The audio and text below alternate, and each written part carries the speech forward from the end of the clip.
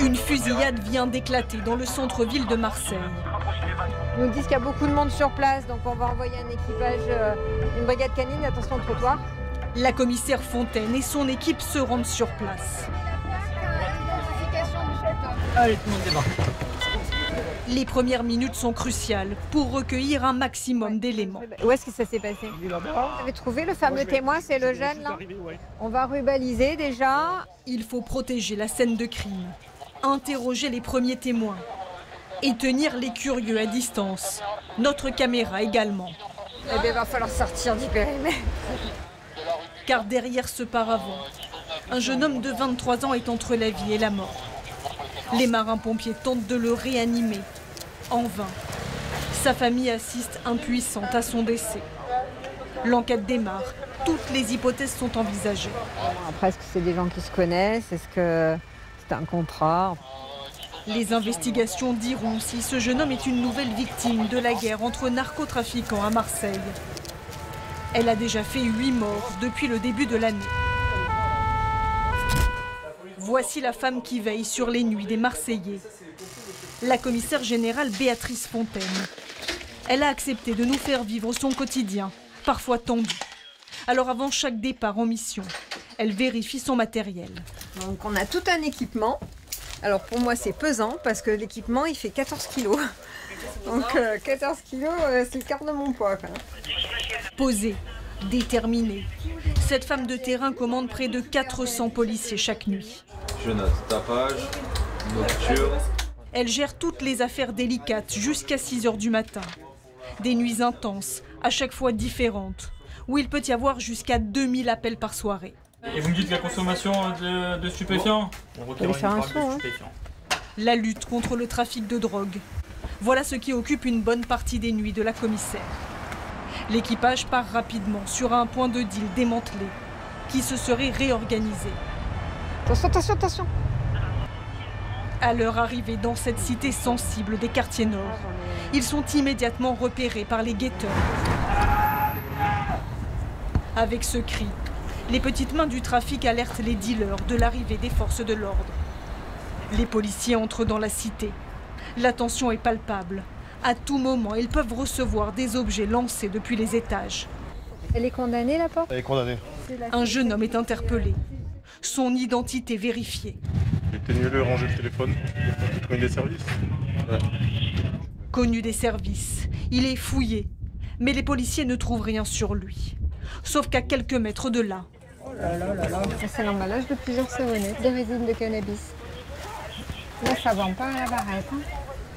Des stupéfiants dont les vendeurs se sont sans doute débarrassés dans la précipitation. Le point de deal est bien actif. La commissaire découvre même la carte des produits vendus et leurs tarifs. Pas d'arrestation ce soir-là. On n'a pas gagné la guerre encore. Hein. Mais pour harceler les trafiquants, ils reviendront encore et encore, car la traque paye. Chaque nuit, on a plusieurs centaines de grammes, voire plusieurs kilos de produits qui sont saisis. Et c'est des peines de prison à la clé. C'est pour ça qu'ils utilisent beaucoup les mineurs. Pour ne laisser aucun répit aux trafiquants, la commissaire décide d'aller dans une autre cité. Rien, vous mettez là. À Marseille, les points de deal rapportent plusieurs dizaines de milliers d'euros par jour. C'est un point astu, quoi. C'est un point de deal. Regarde s'ils ont pas caché quelque chose. Aucune saisie non plus ici. Mais les policiers se concentrent sur autre chose. Ils veulent connaître l'âge des jeunes interpellés. On va faire des vérifications pour savoir s'il est en règle, s'il n'est pas recherché. Il a rien sur lui. Car par manque de main-d'œuvre marseillaise, les trafiquants utilisent de plus en plus de mineurs venus d'ailleurs pour faire les guetteurs. Ils les surnomment les jobbers. À la lutte contre la drogue s'ajoutent d'autres missions. La nuit, c'est 95% des événements sensibles graves sont sur Marseille. Vitesse excessive, incivilité, état d'ébriété. Attention.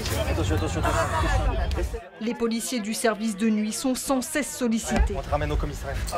Car à Marseille, tout peut basculer en une fraction de seconde. Be cool, ok? And it will be all right for you, ok? Cela fait 4 ans que Béatrice Fontaine dirige des opérations de nuit à Marseille. Marseille, c'est un formidable terrain de jeu. Alors, je ne sais pas si vraiment on joue, Mais en tout cas, pour un policier qui aime l'action, c'est un formidable terrain de jeu. Elle aime cette vie nocturne, en décalé. Elle qui a démarré dans la police comme sténodactylo à 17 ans. Elle occupe aujourd'hui un poste stratégique dans une ville sous tension. Les interventions sont très difficiles, sont souvent rythmées la nuit, soit par des personnes qui ont des troubles psychiatriques, soit des personnes qui sont sous l'emprise de drogue, soit des personnes qui sont sous l'emprise d'alcool. La nuit, on n'a pas le droit à un coup de fil à un ami, en fait. Je ne peux pas, à 3 h du matin, à qui je vais demander qu'est-ce que t'en penses, qu'est-ce que je vais faire. Donc il faut qu'on décide soi-même, il faut qu'on prenne toujours la même bonne décision. À Marseille, la commissaire Fontaine lutte aussi contre la face cachée du trafic de drogue. On va contrôler et verbaliser une épicerie de nuit qui joue pas le jeu. Le jeu de la fermeture à 22 h, imposé par un arrêté depuis le 21 mars dernier. Car outre les nuisances, certains de ces commerces sont soupçonnés de blanchir l'argent du narcotrafic. Sur place, 2 hommes sont rapidement interpellés. Le commerce est censé être fermé, quoi. Voilà, donc là, on est en train de vérifier s'il a bien accès au commerce avec les clés en question. Impossible pour le moment de savoir si cette épicerie sert de paravent à des trafiquants. Mais les policiers en ont la preuve. Le commerce est bien ouvert, alors que c'est interdit. La caisse, elle est là. Comme ça, tout va bien.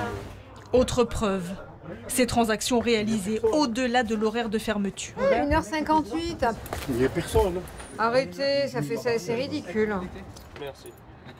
Arrêtez, monsieur, là, au bout de combien d'amendes vous allez arrêter? J'ai jamais eu d'amende. Bah là, vous allez la recevoir. Pour avoir bravé l'interdiction d'ouvrir, le patron va payer une amende de 750 €. Veiller, protéger, surveiller pendant qu'une partie de la ville dort. Béatrice Fontaine ne se lasse pas de l'adrénaline de ces nuits si particulières.